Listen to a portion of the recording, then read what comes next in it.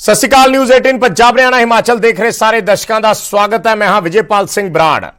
Covid helpline ਦੇ ਵਿੱਚ ਅੱਜ ਗੱਲ ਕਰਾਂਗੇ ਅਸੀਂ ਬਲੈਕ ਫੰਗਸ ਦੀ। ਲਗਾਤਾਰ ਪੰਜਾਬ ਦੇ ਵਿੱਚ ਜਾਂ ਹੋਰ ਥਾਵਾਂ ਤੇ ਬਲੈਕ ਫੰਗਸ ਦੇ ਕੇਸ ਇੱਕ ਤੋਂ ਬਾਅਦ ਇੱਕ ਸਾਹਮਣੇ ਆ ਰਹੇ ਨੇ ਔਰ ਕਰੋਨਾ ਕਾਲ ਦੇ ਵਿੱਚ ਇਸ ਨਵੀਂ ਬਿਮਾਰੀ ਨੇ ਲੋਕਾਂ ਦੀ ਚਿੰਤਾ ਹੋਰ ਵਧਾ ਦਿੱਤੀ ਹੈ। ਬਲੈਕ ਫੰਗਸ ਕਿੰਨੀ ਕੁ ਘਾਤਕ ਹੈ ਤੇ ਕਿੰਨਾ ਲੋਕਾਂ ਨੂੰ ਜਲਦੀ ਇਹ ਲਪੇਟ 'ਚ ਲੈਂਦੀ ਹੈ, ਇਹ ਪਹਿਲਾਂ ਜਾਣ ਲੈਂਦੇ ਹਾਂ। ਅੱਖਾਂ ਤੇ ਬ੍ਰੇਨ ਨੂੰ ਸਭ ਤੋਂ ਜ਼ਿਆਦਾ ਪ੍ਰਭਾਵਿਤ ਕਰਦੀ ਹੈ। ਸ਼ੂਗਰ ਦੇ ਮਰੀਜ਼ਾਂ ਦੇ ਲਈ ਸਭ ਤੋਂ ਜ਼ਿਆਦਾ ਖਤਰਨਾਕ ਹੈ। ਕੁਝ ਹੋਰ ਬਿਮਾਰੀਆਂ ਵੀ ਬਲੈਕ ਫੰਗਸ ਦੀ ਵਜ੍ਹਾ ਨੇ। ਨਿਮੋਨੀਆ ਵਰਗੀ ਬਿਮਾਰੀ ਵੀ ਖਤਰੇ ਦੀ ਵਜ੍ਹਾ ਹੈ। ਜਿਨ੍ਹਾਂ ਲੋਕਾਂ ਦਾ ਇਮਿਊਨ ਸਿਸਟਮ ਕਮਜ਼ੋਰ ਹੈ ਉਹਨਾਂ ਨੂੰ ਇਸ ਬਿਮਾਰੀ ਤੋਂ ਜ਼ਿਆਦਾ ਖਤਰਾ ਹੈ। ਕਰੋਨਾ ਮਰੀਜ਼ਾਂ 'ਚ ਬਲੈਕ ਫੰਗਸ ਦੇ ਜ਼ਿਆਦਾ ਮਾਮਲੇ ਸਾਹਮਣੇ ਆ ਰਹੇ ਨੇ, ਪਰ ਜਿਨ੍ਹਾਂ ਨੂੰ ਕਰੋਨਾ ਨਹੀਂ ਹੈ ਉਹਨਾਂ ਨੂੰ ਵੀ ਬਲੈਕ ਫੰਗਸ ਦਾ ਖਤਰਾ ਰਹਿੰਦਾ ਹੈ।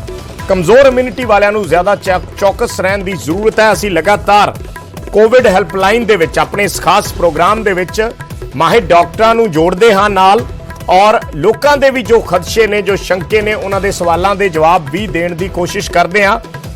ਸੀਨੀਅਰ ਡਾਕਟਰ ਸਾਡੇ ਨਾਲ ਜੁੜਦੇ ਨੇ ਔਰ ਬਲੈਕ ਫੰਗਸ, ਕਿਉਂਕਿ ਇਸ ਦਾ ਸੰਬੰਧ ਜਿਹੜਾ ਹੈ ਉਹ ਸਿੱਧਾ ਨੱਕ ਤੇ ਕੰਨ, ਅੱਖਾਂ ਇਸ ਦੇ ਨਾਲ ਹੈ। ਸੋ ENT ਜਿਹੜੇ ਸਪੈਸ਼ਲਿਸਟ ਨੇ ਉਹ ਜ਼ਿਆਦਾ ਚੰਗੇ ਤਰੀਕੇ ਨਾਲ ਇਸ ਤੇ ਜਾਣਕਾਰੀ ਦੇ ਸਕਦੇ ਨੇ। ਅੱਜ ਸਾਡੇ ਨਾਲ ਡਾਕਟਰ ਇਸ਼ਾਨ ਕੌਸ਼ਿਕ ਜੁੜੇ ਨੇ ਡਿਪਾਰਟਮੈਂਟ ਆਫ ENT ਤੋਂ। Doctor Ishan Kaushik Indus international hospital Mohali ਤੋਂ। ਡਾਕਟਰ ਸਾਹਿਬ ਬਹੁਤ ਬਹੁਤ ਸਵਾਗਤ ਹੈ ਨਿਊਜ਼ 18 ਪੰਜਾਬ ਹਰਿਆਣਾ ਹਿਮਾਚਲ ਦੇ ਵਿੱਚ। Hi sir, good afternoon.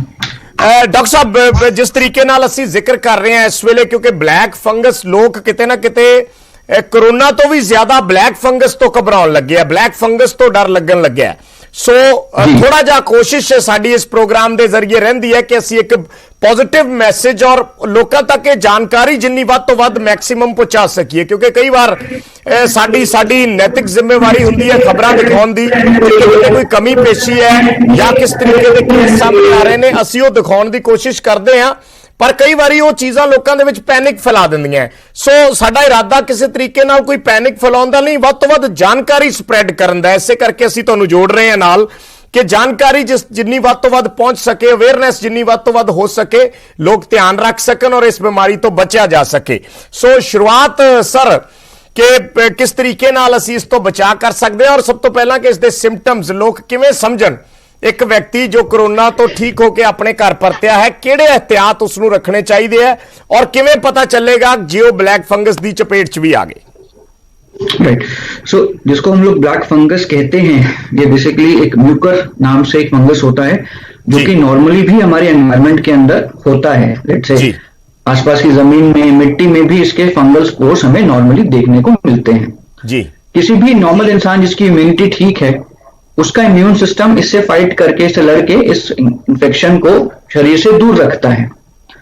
किसी कारणवश अगर किसी इंसान की इम्यूनिटी डाउन हो जाती है, कम हो जाती है, तो उसमें इस फंगस के विकराल रूप भी हमें देखने में सामने आते हैं। ठीक है। कोरोना महाकाल में हमने काफी पेशेंट्स ऐसे देखे हैं जिसके अंदर हमको ब्लैक फंगस की परेशानी देखने को मिली है। जनरली इन पेशेंट्स जिनमें हमने परेशानी देखी है उनमें ज्यादातर पेशेंट्स को अनकंट्रोल्ड शुगर जी, इसके अलावा किडनी की परेशानी, हार्ट की परेशानी, ये सब भी पहले से हमें देखने को मिली है। ठीक है। इसके अलावा कैंसर के मरीज जिसमें उसका इम्यूनिटी ओवरऑल डाउन होता है, उनके अंदर भी चांसेस बढ़ जाते हैं कि इसमें ब्लैक फंगस होने के चांसेस काफी हद तक बढ़ जाते हैं। ठीक है। सो कोविड जो है आपके शरीर की इम्यूनिटी को कुछ हद तक अफेक्ट करता है। एंड हम जो अपनी प्रैक्टिस में देख रहे हैं पेशेंट्स को कि पेशेंट्स अपने घर पे ही ओरल स्टेरॉइड्स जो है वो शुरू कर देते हैं। ठीक है। अगर एक बंदे की इम्यूनिटी ठीक है तो कुछ समय के लिए स्टेरॉइड्स लो डोज में देना ठीक है, लेकिन अगर पेशेंट किसी और बीमारी से जूझ रहा है, लेट्स से शुगर से जूझ रहा है, डायबिटीज से जूझ रहा है, तो उसमें थोड़ी बहुत शुगर भी शरीर की इम्यूनिटी को काफी हद तक डाउन कर देती है। सो ये कुछ प्री डिस्पोजिंग फैक्टर्स जिसको हम लोग बोलते हैं कि ये आराम देखने को मिलते हैं पेशेंट्स में। अब इसमें डरने वाली बात नहीं है।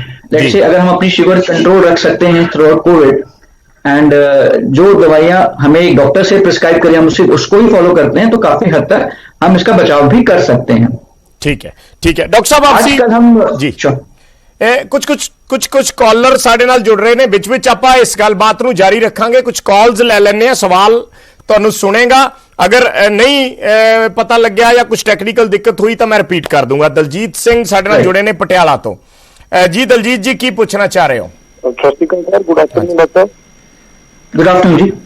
ਸਰ ਇੱਕ ਮੇਨ ਚੀਜ਼ ਆ ਰਹੀ ਹੈ ਜਿਹੜਾ ਮਾਰਕੀਟ ਤੇ ਜਿਹੜੀ ਆਈ ਹੈ ਹੁਣ fungus the infection it is coming after the vaccination ਕਿਉਂਕਿ ਲਾਸਟ ਈਅਰ ਵੀ ਕਰੋਨਾ ਆਇਆ ਸੀ ਉਸ ਤੋਂ ਬਾਅਦ ਤਾਂ ਕੋਈ ਆਈ ਨਹੀਂ ਕੋਈ ਕਹਿੰਦਾ ਫਸਟ ਡੋਜ਼ ਕੋਈ ਕਹਿੰਦਾ ਸੈਕੰਡ ਡੋਜ਼ ਬੀਇੰਗ ਡਾਕਟਰ ਔਰ ਬੀਇੰਗ ਇੱਕ ਪਾਰਟ ਆਫ ਗਵਰਨਮੈਂਟ ਦੀ ਮੇਰੀ ਰਿਕੁਐਸਟ ਹੈ ਕਿ ਤੁਸੀਂ ਲੋਕਾਂ ਦੇ ਵਿੱਚ ਕਨਵੇ ਕਰੀਏ ਰੀਜ਼ਨ ਕੀ ਹੈ ਕੋਈ ਵੈਕਸੀਨੇਸ਼ਨ ਕਰਾਏ ਜਾਂ ਨਹੀਂ ਇਸੇ ਕਰਕੇ ਲੋਕੀ ਤੁਸੀਂ ਆਪਣੇ ਟੀਵੀ ਦੀ ਆਵਾਜ਼ ਬੰਦ ਕਰੋ ਜੀ ਸਾਨੂੰ ਸਮਝ ਨਹੀਂ ਆ ਰਿਹਾ ਤੁਹਾਡਾ ਸਵਾਲ ਜੇ ਤੁਸੀਂ ਨਾਲ ਟੀਵੀ ਔਨ ਰੱਖੋਗੇ ਤਾਂ ਕੁਝ ਵੀ ਪਤਾ ਨਹੀਂ ਚੱਲਣਾ ਉਸ ਦੇ ਵਿੱਚ ਗੈਪ ਹੁੰਦਾ ਹੈ ਕੁਝ 5-4 ਸੈਕਿੰਡ ਦਾ ਐਗਜ਼ੈਕਟਲੀ ਸਰ ਮੈਂ ਨਹੀਂ ਪਤਾ ਜੀ ਨਹੀਂ ਤੁਹਾਡੀ ਵੌਇਸ ਕਲੀਅਰ ਨਹੀਂ ਆ ਰਹੀ ਹੁਣ ਆ ਰਹੀ ਹੈ ਹਾਂਜੀ ਸਰ ਮੈਂ ਕਹਿਣਾ ਚਾਹੁੰਦਾ ਜਿਹੜਾ ਫੰਗਸ ਦੀ ਹੁਣ ਇਨਫੈਕਸ਼ਨ ਆਈ ਹੈ ਇਹਦਾ ਮੇਨ ਇੱਕ ਆਮ ਲੋਕਾਂ ਦੇ ਵਿੱਚ ਆ ਰਿਹਾ ਕਿ ਆਫਟਰ ਵੈਕਸੀਨੇਸ਼ਨ ਆ ਰਹੀ ਹੈ ਕਿਉਂਕਿ ਲਾਸਟ ਈਅਰ ਵੀ ਕਰੋਨਾ ਆਇਆ ਸੀ ਉਸਨੇ ਤਾਂ ਜੀ ਚਲੋ ਠੀਕ ਹੈ ਤੁਹਾਡਾ ਸਵਾਲ ਸਮਝ ਆ ਗਿਆ ਡਾਕਟਰ ਸਾਹਿਬ ਸਵਾਲ ਸੁਣਿਆ ਤੁਹਾਨੂੰ ਇਹ ਕਹਿ ਰਹੇ ਨੇ ਕਿ ਇਹ ਲੋਕਾਂ ਦੇ ਵਿੱਚ ਚਰਚਾ ਹੈ ਚਾਹੇ ਆਪਾਂ WhatsApp ਦੀ ਗੱਲ ਕਰੀਏ ਜਾਂ ਸੋਸ਼ਲ ਮੀਡੀਆ ਦੀ ਗੱਲ ਕਰੀਏ ਚਰਚਾ ਇਸੇ ਦੇ ਜ਼ਰੀਏ ਹੁੰਦੀ ਹੈ ਅੱਜ ਕੱਲ ਸੋ ਉਹਨੂੰ ਮਾੜਾ ਜਿਹਾ ਕਲੀਅਰ ਕਰੋ ਕਹਿ ਰਹੇ ਆਫਟਰ ਵੈਕਸੀनेशन ਇਹ ਜ਼ਿਆਦਾ प्रॉब्लम आ रही है ऐसा का कुछ है नहीं ऐसा कुछ भी नहीं है। वैक्सीनेशन एक नॉर्मल प्रक्रिया है जो काफी सालों से हर चीज में चलती चली आती है। वैक्सीनेशन बनाने के लिए हम कोरोना वायरस को डायरेक्टली आपकी बॉडी में इंजेक्ट नहीं करते। जो वैक्सीनेशन में लाइव वैक्सीन में वायरस यूज करे जाते हैं वो एटेन्यूएटेड होते हैं, उनका आपके इम्यून सिस्टम पे प्रभाव वैसा होता है बट वो उस तरह का इन्फेक्शन कॉज नहीं करते हैं। अगर कहीं से भी ये जानकारी मिल रही है तो एक तरह से इसको आप खारिज कर सकते हो कि वैक्सीनेशन से फंगल डिजीज का कोई भी लेना देना नहीं है। इस बार ये केसेस सामने इसलिए ज्यादा आ रहे हैं बिकॉज एक तो स्टेरॉइड जो है वो काफी प्रैक्टिशनर्स काफी ज्यादा लंबे समय के लिए दे रहे हैं, दूसरा जो हम लोगों ने केसेस इस बार देखे हैं उसका शेयर ज्यादा है। ऐसा नहीं है कि पिछली वेव में हमारे सामने ब्लैक फंगस नहीं आया था, बिल्कुल आया था बट क्योंकि ओवरऑल नंबर कम थे इसकी वजह से पेशेंट्स हमें कम देखने को मिले थे। ठीक है नेक्स्ट कॉलर साडे नाल बठिंडा तो जुड़े ने तुषार जी। तुषार की पूछना चाह रहे हो? हाँ जी तुषार जी दसो अपना सवाल। मैं जी गार्गी बोल रहा जी बठिंडे तो। हाँ जी बोलो जी। सर मैं पूछना मैं दो सवाल करने हैं जी। हाँ जी एक सवाल तो है डॉक्टर साहब ਲਈ ਇੱਕ ਲੈਗਾ ਤੁਹਾਡੇ ਲਈ। हाँ जी डॉक्टर साहब ਤੋਂ ਤਾਂ ਇਹ ਪੁੱਛਣਾ ਵੀ ਜਿਨ੍ਹਾਂ ਨੂੰ ਕਰੋਨਾ ਨਹੀਂ ਹੋਇਆ ਕੀ ਉਹਨਾਂ ਨੂੰ ਫੰਗਸ ਹੋ ਸਕਦਾ? ਠੀਕ ਹੈ ਤੇ ਤੁਹਾਡੇ ਲਈ ਇਹ ਸਵਾਲ ਆ ਵੀ ਜਦੋਂ ਕਰੋਨਾ ਦੇ ਕੇਸ ਘਟਦੇ ਆ ਹਾਂਜੀ ਤੇ ਪਲੀਜ਼ ਤੁਹਾਨੂੰ ਇੱਕ ਰਿਕੁਐਸਟ ਹੈ ਵੀ ਸਾਨੂੰ ਉਹਦੀ ਵੀ ਥੋੜੀ ਡਿਟੇਲ ਥੱਲੇ ਦਿੰਦੇ ਰਿਹਾ ਕਰੋ ਤਾਂ ਕਿ ਸਾਡੇ ਮਨ ਨੂੰ ਸਕੂਨ ਮਿਲਦਾ ਰਹਿੰਦਾ। ਅਸੀਂ ਡੇਲੀ ਡਿਟੇਲ ਦਿੰਨੇ ਆ ਜੀ, ਤੁਸੀਂ ਸ਼ਾਇਦ ਟੀਵੀ ਸ਼ਾਮ ਦੇ ਟਾਈਮ ਬੰਦ ਕਰ ਦਿੰਦੇ ਹੋਵੋਗੇ ਜਾਂ ਰਾਤ ਨੂੰ ਕਿਉਂਕਿ ਸਰਕਾਰ ਜਿਹੜਾ ਮੈਡੀਕਲ ਬੁਲੇਟਿਨ ਜਾਰੀ ਕਰਦੀ ਹੈ ਉਹ ਸ਼ਾਮ ਨੂੰ ਹੁੰਦਾ 8:30 ਵਜੇ ਦੇ ਕਰੀਬ 8:30-9 ਵਜੇ ਦੇ ਕਰੀਬ। ਜਦੋਂ ਉਹ ਫਿਗਰਸ ਆਉਂਦੇ ਨੇ ਅਸੀਂ ਤੁਰੰਤ ਉਸ ਨੂੰ ਸਕਰੀਨ ਤੇ ਫਲੈਸ਼ ਕਰਦੇ ਆ ਕਿ ਅੱਜ ਇੰਨੀਆਂ ਡੈਥਸ ਹੋਈਆਂ, ਇੰਨੇ ਨਵੇਂ ਕੇਸ ਆਏ ਔਰ ਇੰਨਿਆਂ ਨੇ ਰਿਕਵਰੀ ਕੀਤੀ, ਬਸ ਇਹੀ ਜਾਣਕਾਰੀ ਹੁੰਦੀ ਹੈ। ਥੋੜਾ ਜਿਹਾ ਮਨ ਨੂੰ ਇਸ ਤੋਂ ਤੁਸੀਂ ਸੱਜੇ ਖੱਬੇ ਪਾਸੇ ਜਾ ਕੇ ਆਪਣੇ ਤੌਰ ਤੇ ਜਾਣਕਾਰੀ ਨਹੀਂ ਦੇ ਸਕਦੇ ਕਿਉਂਕਿ ਕੋਵਿਡ ਪ੍ਰੋਟੋਕੋਲ ਹੈ। ਮਹਾਮਾਰੀ ਜਦੋਂ ਸਰਕਾਰ ਨੇ ਐਲਾਨੀ ਹੁੰਦੀ ਹੈ ਉਦੋਂ ਜੋ ਅਫੀਸ਼ੀਅਲ ਆંકੜੇ ਜਾਰੀ ਹੁੰਦੇ ਆ ਤੁਸੀਂ ਸਿਰਫ ਉਹੀ ਦੱਸਣੇ ਹੁੰਦੇ ਆ ਔਰ ਜੋ ਸਾਡੇ ਕੋਲੇ ਆਉਂਦੇ ਆ ਉਹ ਅਸੀਂ ਦੱਸਦੇ ਆ। ਡਾਕਟਰ ਸਾਹਿਬ ਜੀ ਡਾਕਟਰ ਸਾਹਿਬ ਤੋਂ ਕਿਹੜਾ ਸਵਾਲ ਕਿਹਾ ਸੀ ਤੁਸੀਂ ਵੀ ਜਿਨ੍ਹਾਂ ਨੂੰ ਕਰੋਨਾ ਨਹੀਂ ਹੋਇਆ ਕੀ ਉਹਨਾਂ ਨੂੰ ਵੀ ਹੋ ਸਕਦਾ? डॉक्टर साहब जी हाँ जी बिल्कुल हो सकता है जिनको कोरोना कोविड नहीं हुआ है बिकॉज कोरोना कोविड हमने 2019 के बाद से देखना शुरू किया है एंड म्यूकोरमाइकोसिस को हम लोग पिछले कई सैकड़ों सालों से देखते चले आ रहे हैं। जैसे मैंने बताया था जिन भी पेशेंट्स की इम्यूनिटी कम होगी उसमें चांसेस होंगे कि उसके अंदर जो है कोविड या लेट्स से म्यूकोरमाइकोसिस की बीमारी होना लाजमी है। तो इसलिए जिन पेशेंट्स को शुगर रहती है उनको शुगर कंट्रोल के लिए हिदायतें दी जाती हैं। ओके फरीदकोट तो एक कॉलर होर जुड़े ने साडे नाल हरप्रीत जी। हरप्रीत की कहना चाह रहे हो की पूछना चाह रहे हो? जिन्ना शुगर है जी वो की दस वो उनको केड़ी बीमारी केड़ी दवाई लैन रोटी का ना लो नहीं शायद डॉक्टर साहब तुसी इसका जवाब दिओ जरा। वो पूछ रहे ने कि जिन्हां नूं शुगर है कि वो वैक्सीनेशन ना करवाउण। नहीं, ये चीज बिल्कुल ही गलत है। मतलब वैक्सीनेशन सरकार ने उम्र के हिसाब से शुरू करी है, जो पेशेंट्स एट रिस्क हैं। आपने अगर याद करें तो पहले जो 45 साल से ऊपर के लोगों को जो शुरू हुई थी, तो पहले उनको इंक्लूड करा गया था, जिनमें डायबिटीज और हाइपरटेंशन, बिकॉज ये दो ऐसी बीमारियां हैं जो आपकी इम्यूनिटी को डाउन करती हैं। एंड वैक्सीनेशन एकमात्र तरीका है इस इन्फेक्शन से लड़ने का। तो वैक्सीनेशन ज्यादा जरूरी है। बिल्कुल।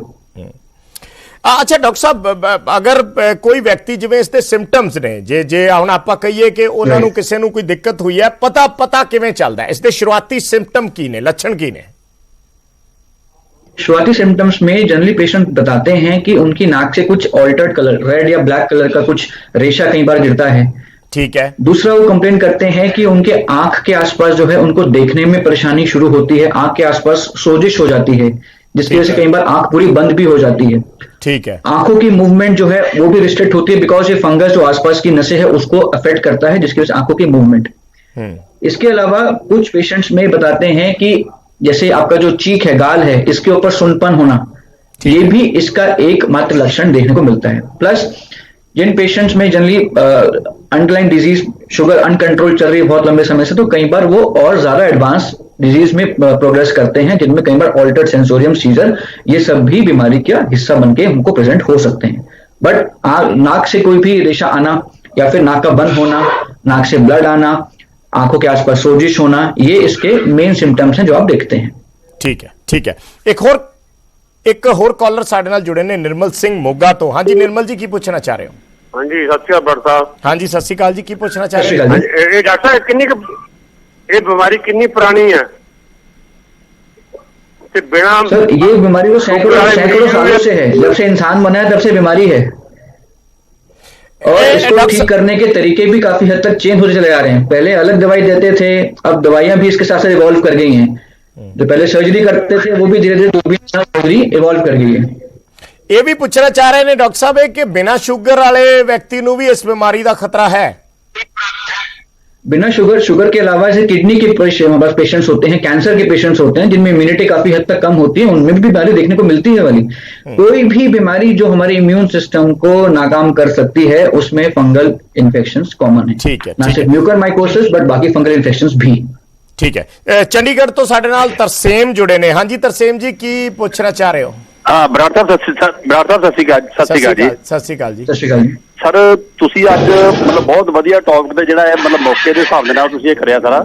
ਹਾਂਜੀ। ਤੇ ਮੈਂ ਜਾਣਨਾ ਚਾਹੁੰਦਾ ਸੀ ਵੀ ਜਿਹੜਾ ਐਕਚੁਅਲੀ ਫੰਗਸ ਹੈ, ਬਲੈਕ ਫੰਗਸ, ਇਹ ਡਿਟੇਲ ਦੇ ਵਿੱਚ ਮੈਨੂੰ ਦੱਸਿਓ। ਦੂਜੀ ਹੈ ਵੀ ਜਿਹੜਾ ਕਰੋਨਾ ਦਾ ਹੈਗਾ, ਕਰੋਨਾ ਦੇ ਜਿੰਨੇ ਵੀ ਪੇਸ਼ੈਂਟ ਹੈਗੇ ਨੇ ਮਤਲਬ ਕੀ ਉਹ ਆਪਣੇ ਵੈਕਸੀਨ ਲਵਾਉਣ ਦੇ ਵਿੱਚ ਜਿੱਦਾਂ ਅਸਥਮੈਟਿਕਲੀ ਪੇਸ਼ੈਂਟ ਵਾਲਾ ਹੈਗਾ ਜਾਂ ਕਿਸੇ ਦਾ ਬੀਪੀ ਹੈ ਜਾਂ ਥਾਇਰਾਇਡ ਹੈ, ਉਹਦੇ ਨਾਲ ਆਪਾਂ ਡਾਕਟਰ ਸਾਹਿਬ ਤੋਂ ਪੁੱਛਣਾ ਚਾਹੁੰਦੇ ਵੀ ਕੀ ਇੰਜੈਕਸ਼ਨ ਵਗੈਰਾ ਲਵਾ ਸਕਦੇ ਨੇ ਜਾਂ नहीं लगा सकते जी, या की प्रिकॉशन रखनी चाहिए?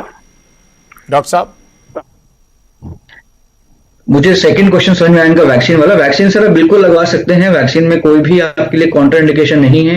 कुछ ही कॉन्ट्रा इंडिकेशन जिन पेशेंट्स को बहुत सीवियर एलर्जिक रिएक्शंस कभी पहले रहा हो, उनके अंदर थोड़ा सा प्रिकॉशन लेके आपको लगवानी है। बट अदरवाइज चाहे हार्ट के पेशेंट हो, किडनी के पेशेंट हो, आपके लिए वैक्सीनेशन कोई कॉन्ट्रा इंडिकेशन नहीं है, आपको ये लगवानी जरूरी है।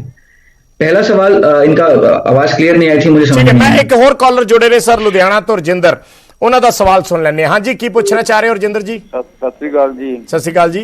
हाँ, मेरी एज है जी 74 साल, 74। हाँ जी।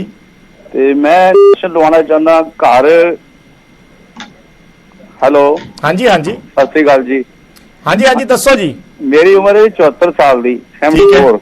ठीक है जी। मैं इंजेक्शन लवाना चाहना ते घर कोई है नहीं, मिसेज दी डेथ हुई है, बेटे का ब्याह करना है, बेटियां अपने घर है, ते कोई तकलीफ तो नहीं होगी मैंने, यानी कि कम कुम आप करना पैंदा माड़ा मोटा? डॉक्टर साहब, देखिए वैक्सीन के बाद कुछ मरीजों में 3 दिन तक भी बुखार आ सकता है, एंड उसमें शरीर में दर्द, जोड़ों में दर्द, कमर में दर्द और काफी हद तक थकान भी पेशेंट्स महसूस कर सकते हैं। बट ये जो एक रिस्पॉन्स है वैक्सीन का, ये दर्शाता है कि वैक्सीन हमारे इम्यून सिस्टम को एक्टिवेट कर रही है, और ये रिस्पॉन्स हर पेशेंट में अलग देखने को मिल सकता है हमारे को। कुछ लोगों में वैक्सीन का कोई भी प्रभाव नहीं हुआ और कुछ लोगों में 3 दिन तक भी बुखार देखा गया, जो कि सामान्य है।